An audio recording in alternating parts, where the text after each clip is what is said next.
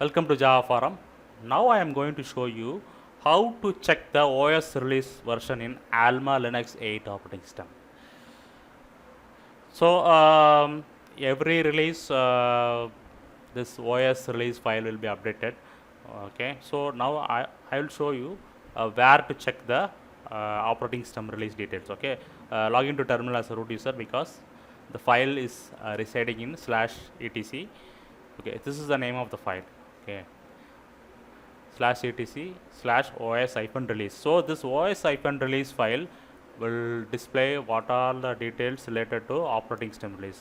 Includes the version, pretty name, etc. Pretty name, full name. Pretty name means full name of the operating system.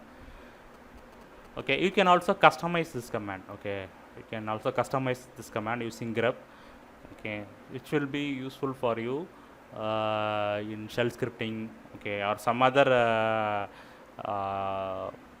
program. You can check the OS release. Okay, version also you can grab from this OS-release file. Okay, so this is the way we need to check the OS release details in AlmaLinux 8 operating system.